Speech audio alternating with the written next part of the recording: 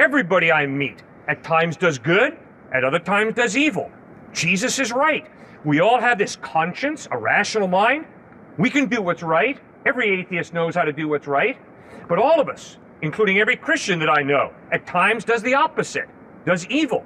That's why we experience guilt. Now, if you've never experienced guilt, guys, then you don't need Christ, right? Because you've lived a morally perfect life.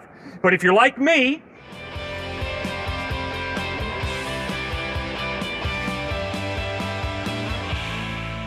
the idea that everything that exists and everyone is God. yes? And why is that? Okay. The reason that I disagree with the idea that everything is part of God is because of evil and good. I am convinced they contradict each other. And if everything is part of God, then if I slap him, part of God just hit part of God, which means it's not wrong, it's all part of God, which means you wipe out the basis for an understanding of right and wrong, justice and injustice. But under the idea that everything is God, say if I believe that he, for instance, is God and I am God, like for me to act in my God truth, I believe that if I view him as God, that why would I want to slap, like out of love, I mean, if God is love in this beautiful, like moral issue, like if I was to act in my God nature, I would not slap him because he is God and I am God. But you see what you did? You made a distinction. You said God is love. Okay, but if everything is part of God, isn't there a truckload of hatred in this world as well as love? And if everything is part of God, then hatred is part of God, love is part of God. You've said everything is part of God. But if everything is created, like if hate and anger and war and all of that is God, then as God, like in my God nature, if I am able to, like the idea of like creation, like if I am God and I can create, like what would I create? And even though I have the power and I have the power to create war or to hit somebody or to hurt somebody, I have the power to also create good. And it's like it's my understanding, like of what I feel like everyone, I think that's where it becomes a problem, is that because everything is God, or if everything isn't God, like everything has the ability to create, and there's just so many like creation that's always happening, you know, like I feel like in everyone has, like I feel like nobody is wrong in whatever thought that they have, because that's their creation as God. Okay. Like so Christianity, like I don't believe that that's wrong. Like this idea that somebody out there is God is just the same as like I'm right here and I'm God. I feel like it's all the same. Okay. But how can you believe that everything is part of God, but then there is God the Creator? I thought pantheism, the idea that you're espousing, is that everything is part of God, nature's part of God, therefore there is no Creator. Everything is part of God. So there's no Creator versus creation. It's everything is part of God. But you're also creating God, because the idea of God, like this person, this idea of this person being this moral, beautiful person, like that's created from your own mind. You're creating God in that moment. Oh. So you are being God in that moment of creating this idea of God up here. Okay? I am convinced to the root of my being that you are just not a beautiful creation of my mind. All right? I am convinced to the root of my being that if I had never had the privilege of meeting you, in reality, you still exist. I am convinced my mind does not create reality. I am convinced my mind tries to get in touch with reality. You see, if I'd never had the privilege of meeting you, I still believe that you're a wonderful, beautiful human being, even though I've never thought of you. But I also goes like, I mean, you can't really, even right now, like, I mean, like, I do believe, like, everything exists, like, you exist or whatever, but Right. like, still at the same time, I can't really say that I know for a fact that that is, like, that could be, like, right now, this conversation could be all just, like, in my mind, like, even, like, my idea of, like, Good. touching you, like, that does come from, like, my perspective in my mind. The minute I die, that reality is gone. And so I can't necessarily say like there's no proof. Like when I'm dead and like when I stop thinking and this world is gone, like that world does die. My perception of how I see the world dies. A whole world, a whole existence dies. Just by simply looking at something, like there's so many different sides to looking at something. Like you can look at one like instance, and that's why it's hard to do good in the world, is because you might be doing good, like an action that you're doing. Like say if I was a king, for instance, and I wanted to have this huge implement action throughout the whole like society, it would help so many people, but like my one action, like it could actually hinder some other people. So it could be negative and positive. There's so many sides to look at. Every action that you take, no matter how moral it is, in some form or another, is hurting somebody somewhere. So like how can you really say that like any action is like can be completely moral, you know? Okay, all you have to do is listen to what you've just said. You've just said, Cliff, it's possible for you to do something that is good in one sense, but it might hurt somebody else. See, now when you say that to me, you're saying, okay, Cliff, I'm watching you, and you're doing a deed that is good for some people, but it might end up hurting others. See, you have an ability to critique. You have an ability to analyze. You have an ability to draw the line of distinction between hurting someone versus not hurting someone. But then again, like when you talked about like that story, like I read that story of the stoning. Yes, the lottery. Yeah, I read that in an English class. But like for instance, like what you're saying is like, so if I was, for instance, like a lot of people are looking at it, especially in the society, like if we were to look at it and the way it's written, it seems like that would be a horrible thing. So as somebody who believes in God, which is totally like all the power to you, it's beautiful. But as somebody who believes in that, what would you do? Like, would you feel the need to go and like change that? Do you feel like that's immoral and like you have to go change that in that society? Great point. If I had been alive and had been an adult at the time of Dr. Martin Luther King, I hope with everything in me that I've been marching right with Dr. Martin Luther King. Because I am convinced that white, racist segregationists in Alabama, in Birmingham, were absolutely wrong. And when Dr. Martin Luther King is sitting in his prison cell, writing his letter from a Birmingham jail, saying, guess what, guys? The great state of Alabama is wrong when it passes the laws of segregation. Why? Because there's a higher law, the law of God. And the law of God says that God created all people equal with all innate value, and your racist segregationist laws are absolutely evil. Now we want to change it. We want to change it peacefully, but we want to change it. I am convinced to the root of my being, Dr. Martin Luther King was in touch with reality. That's good. Change society to make it better. Correct.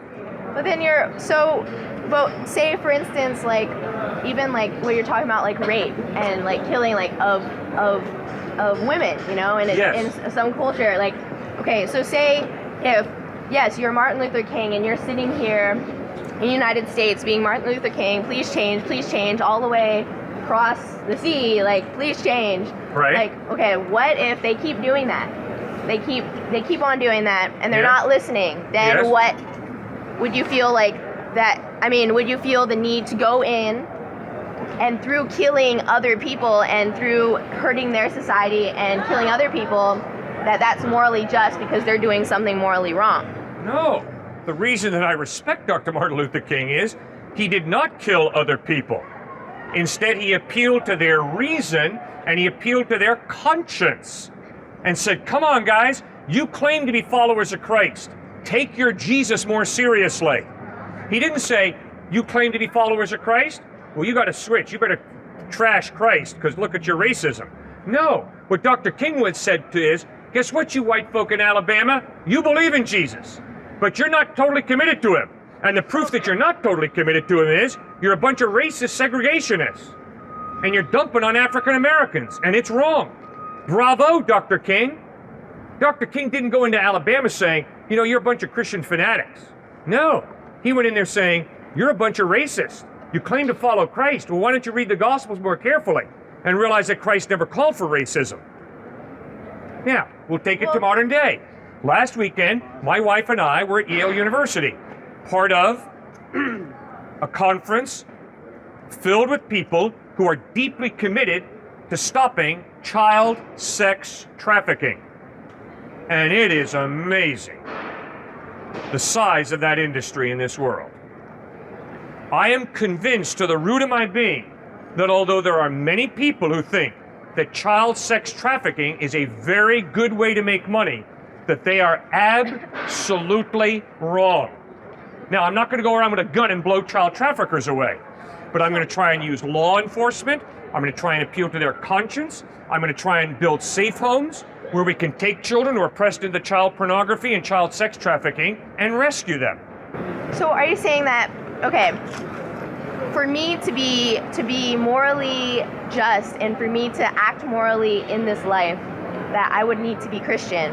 No, I'm not saying that. So what is the problem with, every atheist friend of mine is moral. So how is it that, like, viewing everything as God, is that can't not be truth? Because that, like, that could be my way or somebody else's way, or like even like everybody has their own way, like of whatever God is or whatever spirituality is or whatever they hold sacred is to them. Mm-hmm. But I feel like in general, like if whatever faith people have, they have the ability to find their moral around it. And like I feel that, I mean, you can't really change, like I feel that you don't need everybody to think the exact same way of following one specific religion like Christianity or like following Islam or anything. Like everyone through their own faith can act in moral ways, like can find morality, and we like all you can really do is hope that through their own faith and through their own morality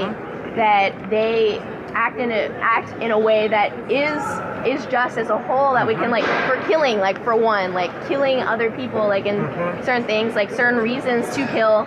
But in general, like I feel that like if like nobody is wrong for like not believing in Christ, like as long as they're, because even like even if everybody believed in Christ, like even in Christian religion, there is that spectrum, like just right here, there's that spectrum within that own religion of like, yeah, we all believe in Christ, but some people don't follow like a certain morality, like, or they act differently within that own religion. I feel that in general, like there's not a need for really like that specific religion. I feel like all religions are totally right, totally just, and like any idea in general, like I feel that people in the core of them know, like if they follow truly like within themselves, that they'll like really, like if you really like are honest and open and like see with all eyes of whatever your actions is, like I feel like consciousness in general, like awareness of what you do on a daily basis, like every little thing,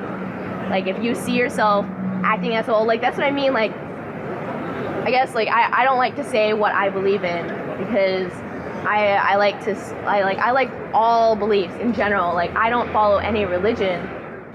Okay, now, obviously I agree with a lot of what you've said, but here's where I think we're going to part company. Before I started speaking today, a woman down there came up to me and said, Cliff, I'm a Christian also, and my form of Christianity tells me evil, suffering, and death are simply an illusion. And I said, I'm sorry, ma'am, I could not disagree with you more strongly. Evil, suffering, and death are not an illusion. Here was her explanation. Her comeback was, oh, but Cliff, you got to realize, all of reality is what God has created. God is good. Therefore, evil, suffering, and death are just an illusion. And I said, no, ma'am. No, ma'am. My experience of reality is God created and did a good job, but he gave us free will, and we at times create good, but at other times we create hate and evil. And death is very real, and suffering is very real, and it does no good in the name of spirituality to try and escape the reality of evil, suffering, and death. Now, my favorite episode of 60 Minutes is when Mike Wallace interviewed Yehiel Denur, a Holocaust survivor. And during this interview, Mike Wallace shows a film I'm glad you brought clip. that up. I wasn't going to bring it up, but yeah, okay, go. Mike Wallace shows a film clip of the trial of Adolf Eichmann, the Nazi henchman. And in this trial, Yehiel Denur walks in the back door of the courtroom.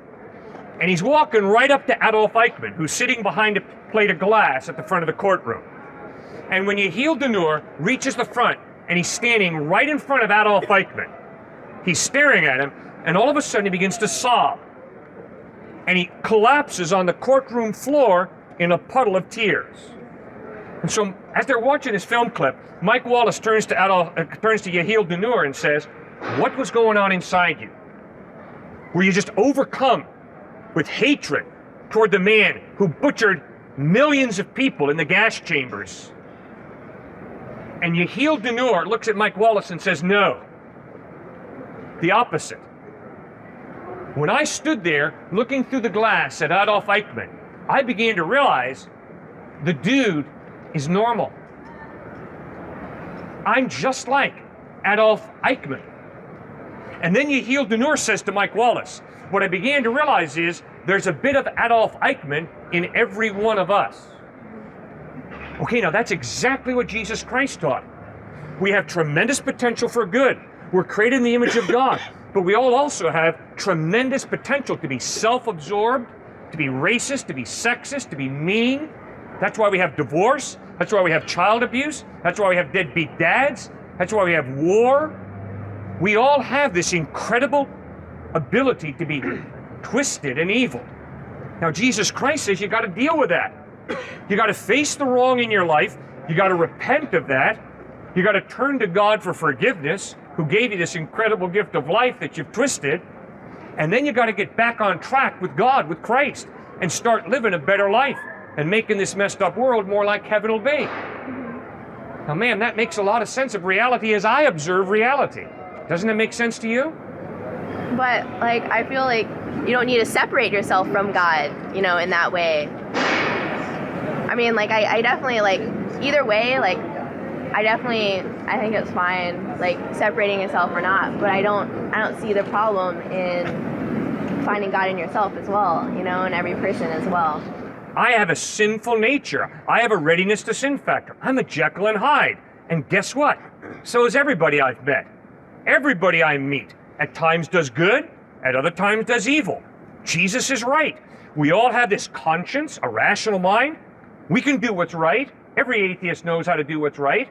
But all of us, including every Christian that I know, at times does the opposite, does evil. That's why we experience guilt. Now, if you've never experienced guilt, guys, then you don't need Christ, right? Because you've lived a morally perfect life. But if you're like me, I know that I'm a dirty, rotten sinner. And if you don't believe me, just talk to my wife. She'll verify that for you, as will my boys. Okay? So I need outside help. Because, man, I'm one mixed up guy. That's what Jesus Christ offers. Now, why would I look Christ in the face and say, "No, thank you, I don't need help," when I know I do need help? I'm in desperate need of God's help. Because often I know what's good. To be honest with you, I don't do it. I do the opposite. I'm a mixed up rascal. And part of the reason I feel so comfortable sharing that with you is because I'm convinced I'm looking into the beautiful face of a mixed up rascal also. Yeah. Right? At times you do what's good, and at times you know you do what's not good, don't you? A week ago I would have said I was a hard atheist. Today I would say I'm agnostic. Really? And why? Just because I couldn't cite the authors or the works, but some of the stuff I was reading just about, one was a critique of Richard Dawkins, in which he talked about like specific reasons why he thought that either God could be proved as real, which I don't really follow, or reasons that he thought that that there had to be something other than just physical process. And I guess that's where I came down to the point of whether I can't really say whether it's true or not. The idea of a soul beyond, if you know, there is the belief that we are just complex chemical reactions. There's the belief that we're that, but that it's tied to a soul, which is outside of the physical plane. And I guess I can't really make up my mind which view is correct. So, and I can't, I would if I saw, there's obviously no way, or there's no obvious way to show that a soul can't exist. And I can't say that I've necessarily found any evidence that one does. And that's why I'm undecided. Okay? Okay, here's why I believe that Alex has a soul, that I have a soul. Because I'm convinced you have a free will. Mm-hmm. Why am I convinced of that?